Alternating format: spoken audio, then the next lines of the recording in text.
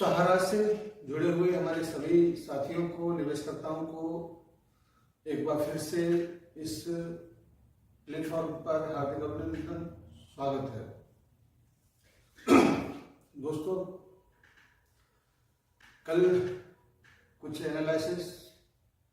राष्ट्रपति से लेके कई सारे विभाग के उच्च अधिकारियों के शेड्यूलिंग को लेकर हुआ और हमारे पोर्टल पर जो देखरेख करने वाले आदरणीय रिटायर जज सुभाष रेड्डी जी के बारे में कुछ बातचीत हुआ कि वो प्रधानमंत्री, राष्ट्रपति जी के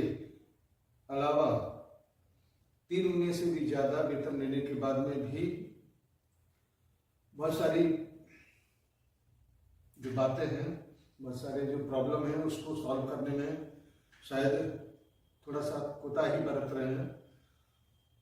इस बात को लेकर कई सारे लोगों ने कहा कि इस तरीके की बात नहीं करना चाहिए था, लेकिन मजबूरी इस बात की है कि हमारे निवेशकों की जो दुख है, तकलीफ है, उसके एवज में पता नहीं क्या क्या चीज़ें, क्या क्या बातें लोगों के माध्यम से सुनने को, कहने को मिलता है। उसके लिए ही दर्द छलकता है कि जो व्यक्ति जिस व्यवस्था में है, अगर हमारे कार्यकर्ताओं का, हमारे निवेशकों का अगर दर्द महसूस नहीं कर सकता, तो फिर ऐसी व्यवस्थाओं के मुखिया होने का शायद कोई लाभ नहीं है। क्योंकि सबसे ज़्यादा महत्वपूर्ण है कि जो व्यवस्था, जो जिम्मेदारी जिन लोगों के लिए दिया गया है, उन लोगों के प्रति जो जिम्मेदारी बनता है, उसको एक एक जिम्मेदारी को, एक एक मुश्किल को, समस्या को ढूंढकर निपटाना, सॉल्व करना ही उस पद की गरिमा को बचाए रखता है। अन्यथा बहुत सारे और भी ऐसे लोग हैं जो बैठकर बिना किसी काम किए कई लाख रुपए महीने में कमाते हैं, मगर उसका कोई बेनिफिट, कोई लाभ नहीं है, सम्मान नहीं रहता।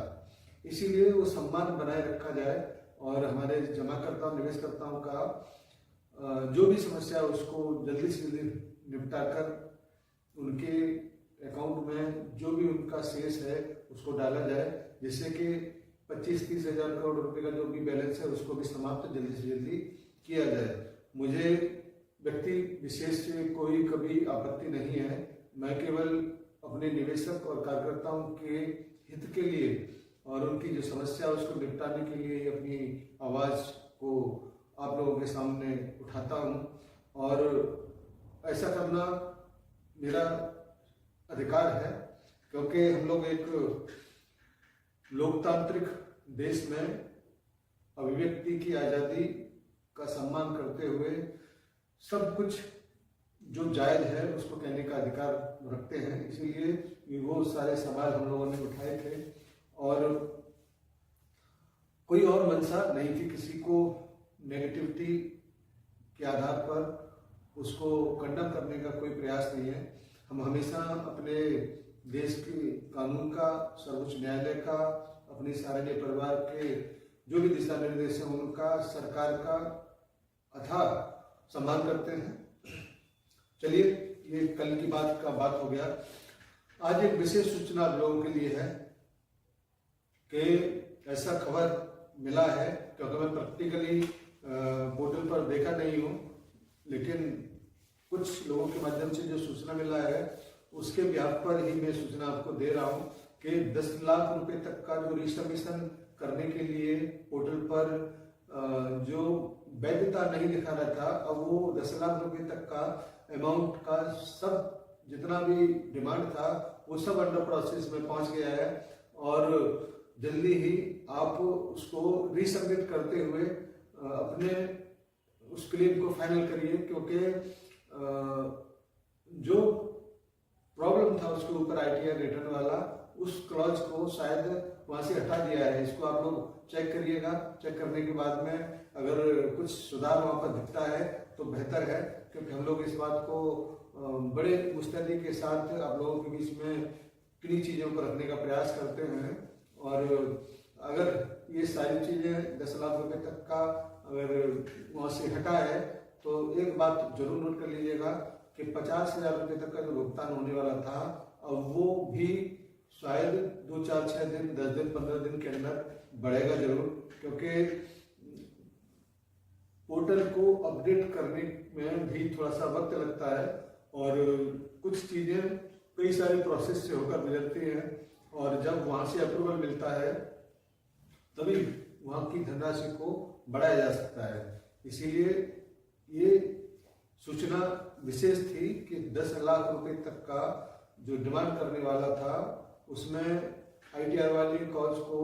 थोड़ा कंसीडर किया गया है और जितने भी क्लेम थे सबको प्रोसेस में कर दिया गया है। देखते हैं कि अब कितना उसमें लोगों को रिफंड मिलेगा। साथियों, निवेशक है और सहारा के पास में अथाह प्रॉपर्टी है, लेने वाला भी है और देने वाला भी चाह रहा है कि दिया जाए, तो फिर कृपा कहां पर अटकी हुई है? मुझे लगता है कृपा अटकी हुई है कि प्रसाद लेना है सबको, क्योंकि जब लाखों करोड़ रुपए का मामला हो, लाखों करोड़ रुपए की संपत्ति हो, तो कहीं न कहीं से कोई न कोई व्यक्ति के दिमाग में ये जरूर आता है कि ये सुनहरा मौका है, इसमें शायद फिर दोबारा से मौका मिलेगा नहीं। इसीलिए अपनी अपनी जुगत में बहुत सारे लोग लगे हैं कि कहीं न कहीं से महासागर में से एक लोटा अगर मिल जाए तो निश्चित रूप से हमारी पीढ़ियों का भाग बदल जाएगा। मुझे कहीं से ये सूचना मिला था कि कई सारे जगह पर जिनका कुछ कार्यकर्ताओं के नाम पर प्रॉपर्टी सहारा को ट्रांसफर नहीं हो पाया था, तो वो कुछ जो बाहुबली जो लोग होते हैं उन लोगों से मिलकर ये उन लोगों से कहा था कि इस प्रॉपर्टी को आप लोग बेचिए, आधा हमारा आधा तुम्हारा, इस तरीके से कुछ बातचीत हुआ था। और इन्हीं सारी चीज़ों को लेकर सहारा के मैनेजमेंट ने खुद इस बात को कहा था कि ईडी से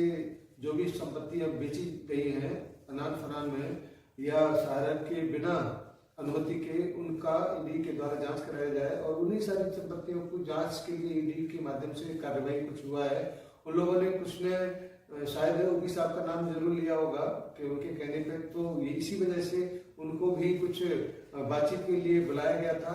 अरेस्ट किया गया है। और जैसे ही सच्चाई सामने आएगी, और एक बार साराश्री जी को भी इसी प्रकार से लिया गया था, तो जब कुछ भी नहीं मिला तो उनको भी पैरोल पर वो बाहर आए थे, लेकिन कुछ भी हासिल नहीं हुआ। इसी तरीके से योगी साहब को भी 2, 4, 6 दिन के बाद बाहर कर दिया जाएगा। तो आप इस गेम को समझने के लिए जरूर थोड़ा सा प्रयास करें कि लेने वाला भी है और देने वाला भी है, कहीं कोई गया नहीं है, लेकिन इसमें जो जितना भी विलम्ब जो हो रहा है वो कुछ बिचौलियों की वजह से, कुछ ऐसे लोगों की वजह से जो अपने स्वार्थों की पूर्ति के लिए मामले को अटकाए रखने में अपना स्वार्थ समझते हैं, इसी वजह से इसमें थोड़ा सा विलम्ब हो रहा है और कृपा वहीं पर अटकी हुई है। अन्यथा कोई भी अवरोध अब इस मामले में नहीं है। जल्दी ही सारी चीजें व्यवस्थित होकर आप लोगों के समझ आएंगी और हम लोग इसका इंतजार भी करेंगे, क्योंकि आज का ये वीडियो मेरा जो उद्देश्य था बनाने का, वो एक सूचना जो मिला हुआ था कि 10 लाख रुपए तक का जो रीसबमिट करने का जो आदेश हुआ है उसको प्रोसेस में कर दिया गया है और जल्दी ही उस पर कितना अमाउंट मिलेगा, 1 लाख मिलेगा या 2 लाख मिलेगा या कितना मिलेगा, इसकी भी घोषणा जल्दी की जाएगी। तो उम्मीद करते हैं जल्दी से जल्दी जो भी बैलेंस है 25-30 हजार करोड़ उसको निपटा के जिम्मेदारी सारे परिवार के काउंटर से भुगतान किया जाए। और ये होगा तभी जब सारा के पास एक बड़ा फंड हाथ में आएगा, क्योंकि डील अडानी वाला अभी प्रोसेसिंग में है और जल्दी इसके ऊपर मोहर लगेगा। तो 9,000 करोड़ देने के बाद सहारा के ऊपर लगे सारे प्रतिबंध हटेंगे तो निश्चित रूप से फिर खिलाड़ी मैदान में होगा और फिर जो छुट भइये हैं वो अपने अपने मैदान को छोड़कर भागेंगे और फिर कोई नजर नहीं आएगा। इसीलिए वो इस मौके की तलाश में है कि अगर कुछ मिल जाए तो बेहतर है, मगर ये सहारा के परिवार है जो सेबी अपने आप को कंपनियों का दादा समझता था, उसके हलक से निकाल कर आपका धन आपके पास तक पहुंचाने में कामयाब रहा। तो छोटे भैया की तो बिसात ही क्या, औकात ही क्या। धन्यवाद सभी को आज के इस नए अपडेट के लिए। जल्दी कुछ और मिलेगा तो आपके बीच में जरूर लेके आएंगे। धन्यवाद सभी को।